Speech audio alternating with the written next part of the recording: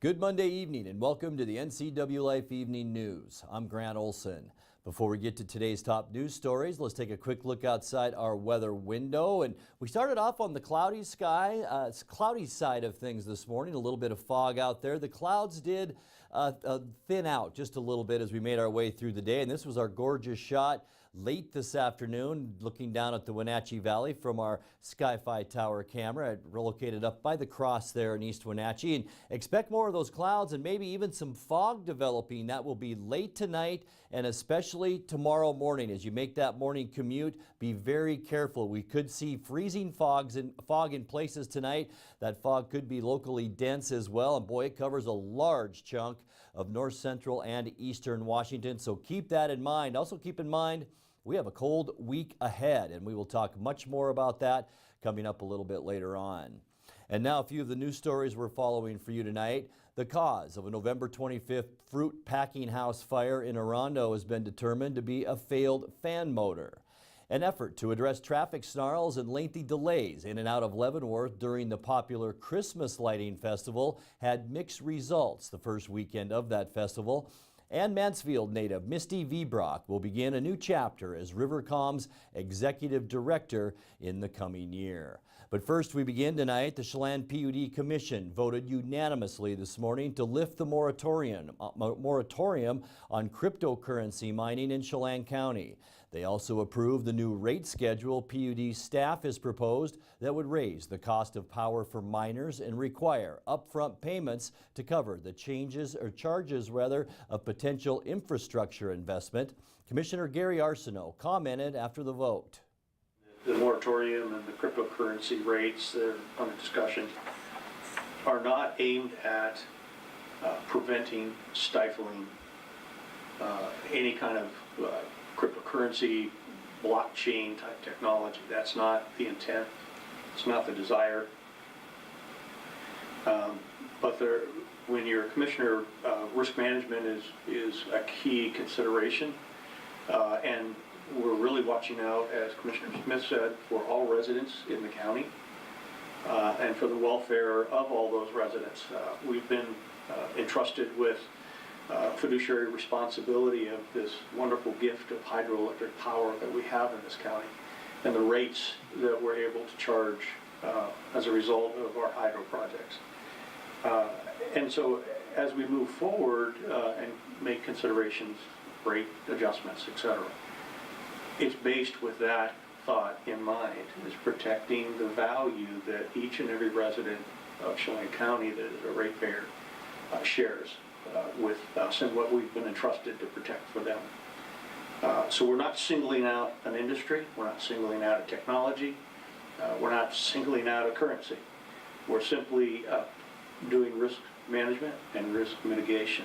Evaluation of applications received before the March 19th moratorium will resume over the next several months. A moratorium is still in place on any new applications until April 1st of 2019. In other business this morning, the commissioners also approved property deals that will clear the way for PUD headquarters and operations to move from downtown Wenatchee to Old Station. That resolution passed unanimously as well. Well, the cause of a November 25th fruit packing house fire in Orondo has been determined to be a failed fan motor. The Capitol Press reports Douglas County Fire District 2 officials completed their investigation with agents from the Alcohol, Tobacco, Firearms, and Explosives and determined the blaze at the Pine Canyon Growers Warehouse was caused by one of 3 motors that powers a fan. The fire caused an estimated $12 million in damage. A company official said they hope to be back in operation within a few weeks. An effort to address traffic snarls and lengthy delays in and out of Leavenworth during the popular Christmas lighting festival had mixed results the first weekend of that festival. The biggest change was shutting off stoplights in town and bringing in a flagging company to control traffic.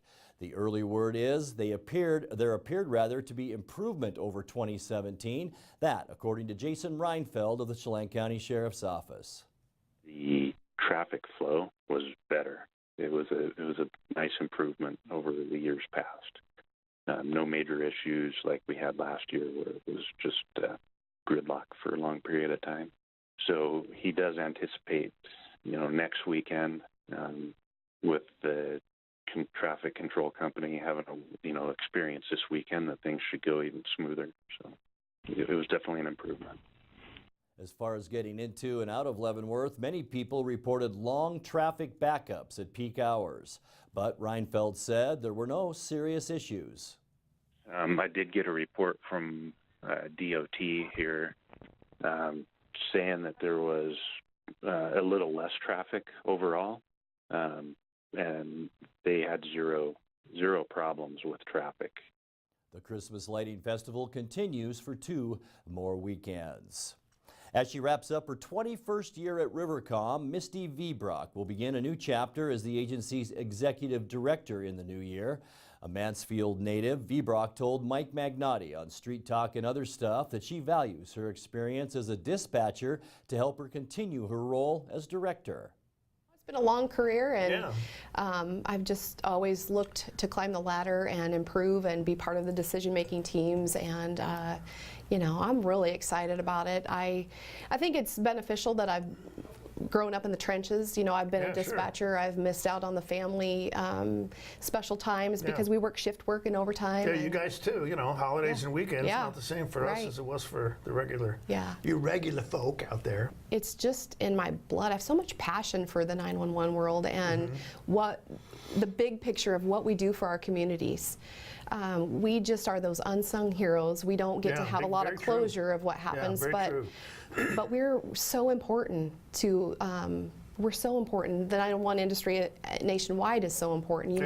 Nobody can turn a wheel unless it comes through us first. Right. Very true. And so how we process these calls and how quickly we process them and effectively, and how we communicate with the public. I mean, it's just critical. It's critical. And then how we work with our user agencies. Like the police department, the fire department. Yeah, but how competent are we with them? Sure. And the police world has changed drastically. The nation. Vbrock closed her interview with Magnotti, asking the public to keep their eyes on the agency as they return to the public to renew their sales tax measure. She takes her seat at the helm on January 2nd. Coming up next, the newly hired director of the State Department of Fish and Wildlife has been spending the past several weeks traveling the state, meeting with residents. Retiring Grant County Undersheriff Dave Panazzo signs out of service at the completion of a 36-year law enforcement career. And an update tonight on the Les Schwab Toy Drive. I'm Grant Olson, and you're watching the Ncwlife Evening News.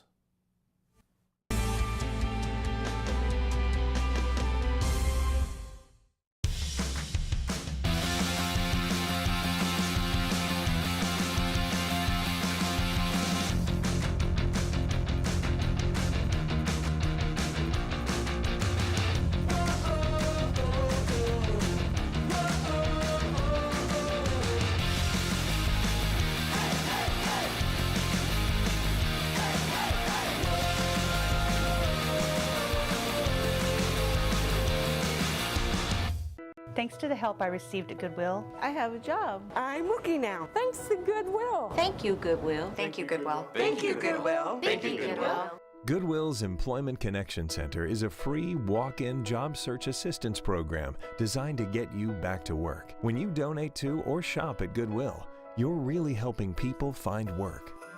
Thank you. Goodwill, there's more behind the store.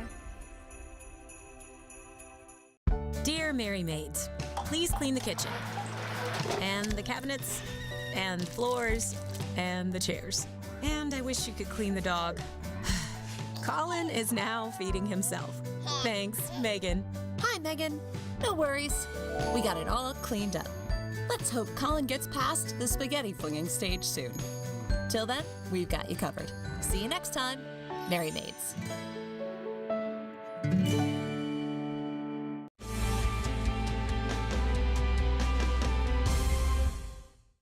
Welcome back. In another news, the newly hired director of the State Department of Fish and Wildlife has been spending the past several weeks traveling the state, meeting with residents and learning what hot button issues are out there. NCWLife's Eric Granstrom has more on that story. Kelly Susewin was selected 3 months ago to head the agency after he spent 22 years with the Department of Ecology. The opening for Director of Fish and Wildlife occurred, and I looked at that and I thought, man, it'd be a tough job, but it was really attractive to me in that it aligned with my personal priorities and my personal passions.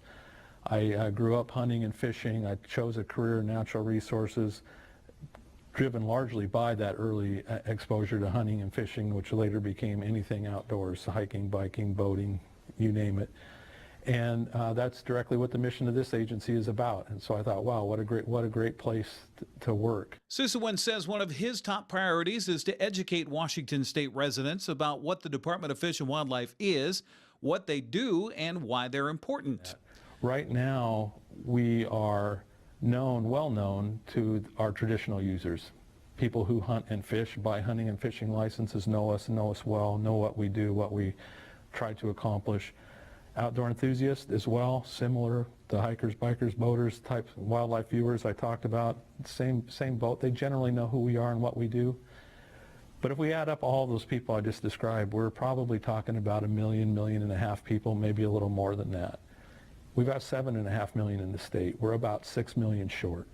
And so when I talk about becoming relevant, I want to be relevant to those other 6 million people.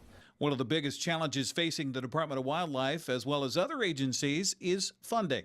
Our agency faces about a $30 million shortfall. For us to continue delivering services at the level we have, at the cost of doing business we have, we would be $30 million short in round numbers by the end of next biennium. So we need to plug that hole.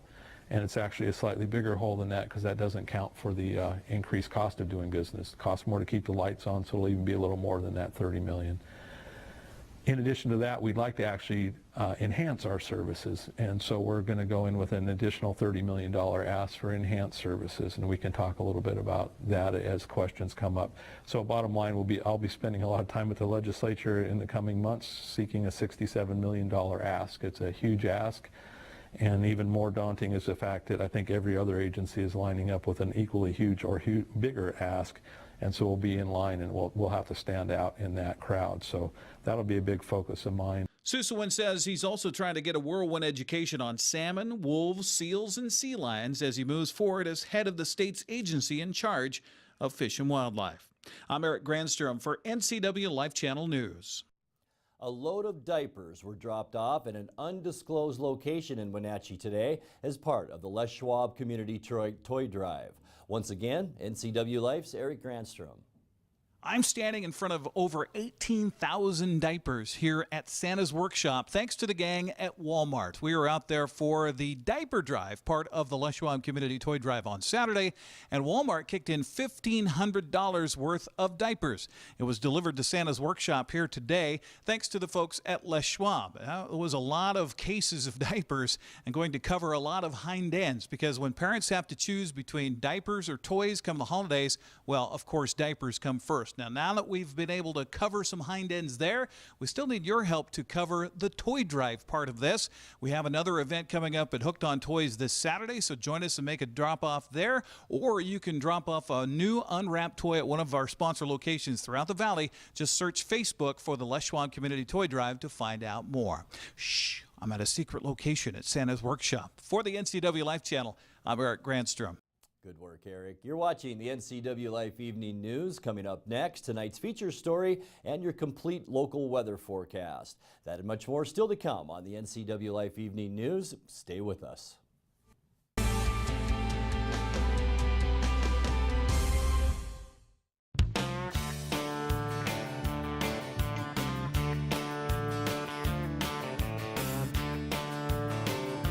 Bob's Burgers and Brew in Wenatchee. Only the best. If you want to work in healthcare, choose the program that teaches the skills employers want. The Charter College Medical Assistant Program combines hands-on learning in the lab with convenient online learning, plus real-life experience with an externship. Classes start every 5 weeks, so you don't have to wait to launch your new career. Enroll with confidence, knowing Charter is institutionally accredited by the Accrediting Bureau of Health Education Schools, and be ready to work in less than a year. Charter College. We work to get you to work.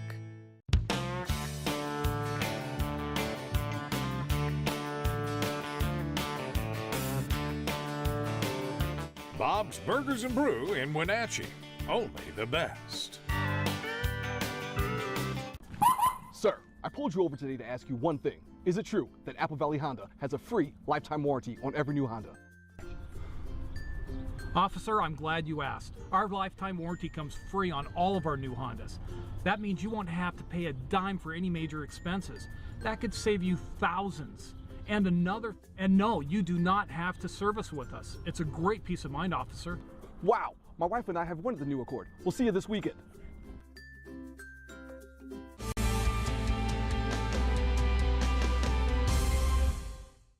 Welcome back to the NCW Life Evening News. In tonight's feature story, we continue our look at a series of anti-bullying films created by area students.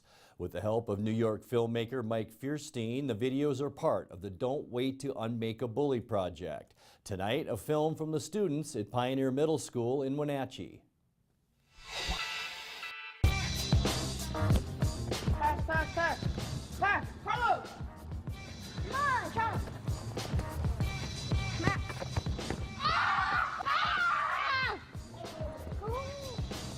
No, Phil, it's not that big of a deal anyway.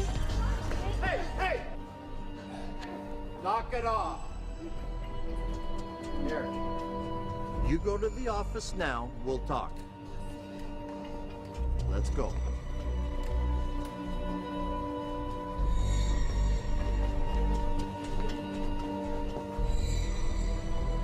Alan, this was all your fault. No, it wasn't. It was an accident. You didn't have to make a big deal out of nothing. Yeah, this is something. Oh, sorry, I didn't know. Well, you didn't have to start a fight.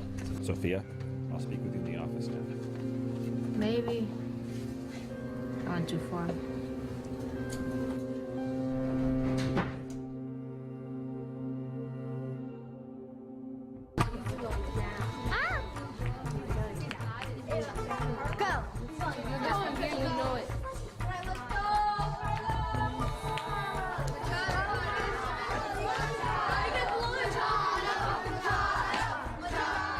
Just going easy on you, bro.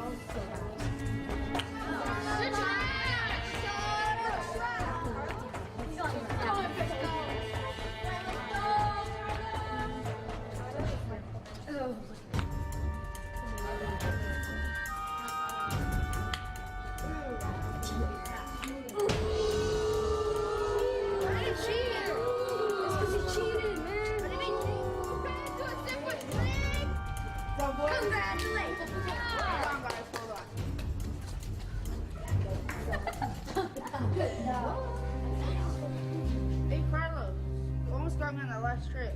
Well, I didn't because you cheated. I didn't cheat. It was a fair game. We should hang out one of these days and trade tricks. Just let me know.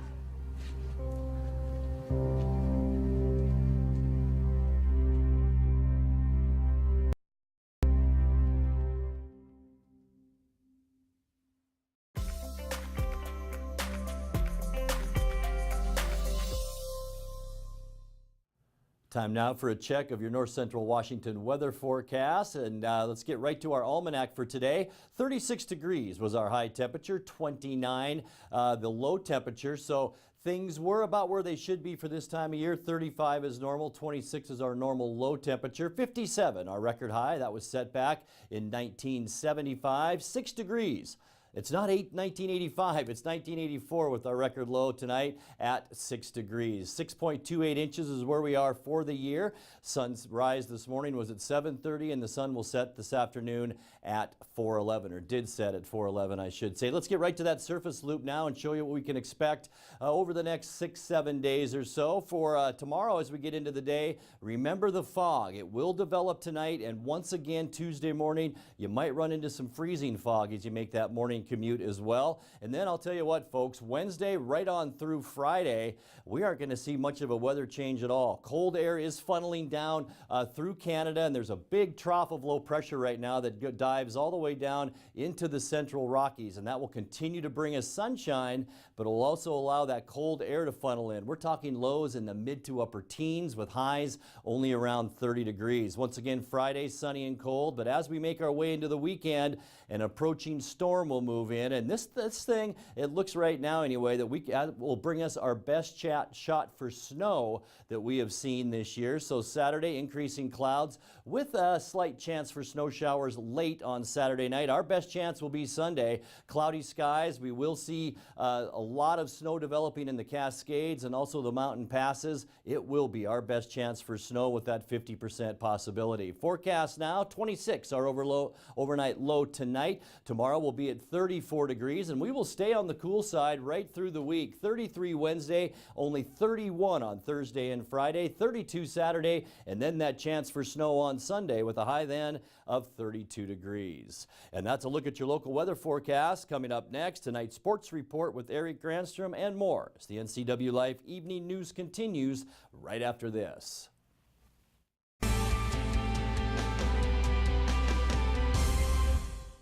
Arctic Refrigeration and Heating has been serving North Central Washington for 34 years. Arctic provides the finest heating and cooling air quality products for residential and commercial customers, along with prompt and professional customer service. Arctic also offers specialty services like custom sheet metal fabrication of ductwork, coil cleaning, as well as planned fall and spring maintenance for the overall well-being of your system. Arctic is available for emergency calls 24/7. Call Arctic Refrigeration and Heating for your heating and cooling needs. I'm Tom from Alpine Air Heating and Cooling. At Alpine Air, we think of ourselves as customer service-oriented retailers. When you make an appointment, please visit our store, meet our people, see our shop. We are serious about heating and air conditioning. Carrier and Alpine Air are offering huge factory rebates and financing options for all your needs. Turn to the experts at Carrier and Alpine Air. Call for your free replacement estimate. Heat and air, call Alpine Air, 662-6846. And now it's a sports update on the NCW Life channel. And a happy Monday to you. Let's go back to Friday where the Eastmont Wildcats hosted the Kashmir Bulldogs in a non-league boys basketball game.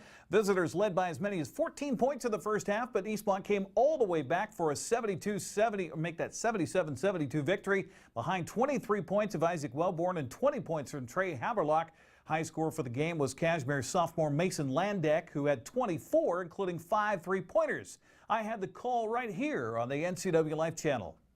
Wing player, and we are underway. The tip is handled by Eastmont, and down the court quickly they feed the ball as it comes outside for a 3-pointer and splashdown. Good for Isaac Wellborn, and we are underway. Kind of in no man's land. Sam Dotson got caught down low. Here's a 3-pointer on the way. Good, look out.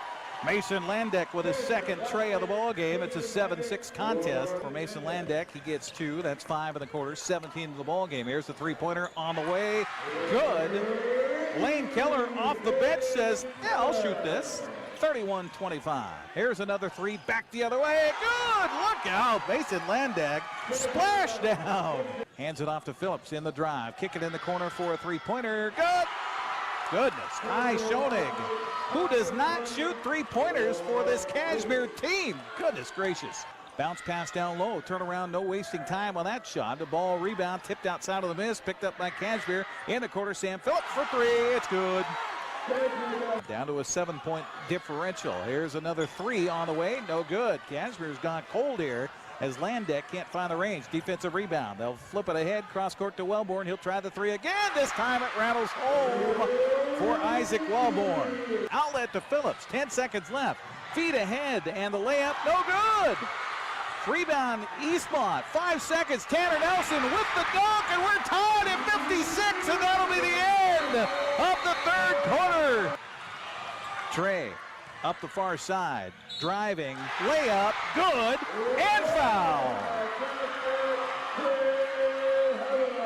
Haberlock has just caught fire here in the second half. He's got 15 in the ball game, and 10 of that here in the second half. Second free throw, no good. Rebound by Kashmir. Launch at the end of the buzzer will not fall. 77-72 is the final. Right after halftime, you got to go hard. I know we were all like wanting to win, so we just came out like a lot of intensity, and yeah, we won. So Tanner Nelson gets the jam at the end of the third to tie it up at 56. How much do you guys feed off of something like that? Oh, a lot. Dunks are, dang. I mean, you heard the crowd, they were crazy. Trey Havelock joining us on the postgame show. Also on Friday in boys basketball, Wenatchee edged Chiawana 52-50. Natchez Valley clobbered Cascade 63-23, and Brewster had no trouble with the Shockers, winning 75-23. On the Les Schwab Prep girls basketball scoreboard from Friday, Brewster beat Waterville Mansfield 61-46. Natchez Valley nicked Cascade 46-45. Turning to the Les Schwab scoreboard on Saturday in boys basketball. First of all, the Panthers won for the second consecutive night as Wenatchee traveled to Southridge, picked up a 68-51 victory. Chelan mauled Granger 89-59 behind Connor Wilson's 24-point performance. Lake Roosevelt topped Manson 63-38, and Waterville Mansfield traveled to Republic, got a 44-23 win. On the girls' side on Saturday, Eastmont traveled to West Side and beat Bothell 47-44. Wenatchee sunk Southridge 55-53. Kashmir cruised past King 68-35. Chelan got the better of Granger 51-32. Etihad East past Columbia. Lake Roosevelt mopped up Manson, and Waterville Mansfield repelled Republic. The prep football season wrapped up over the weekend in the Tacoma Dome with a Gridiron Classic. Congratulations to the champions.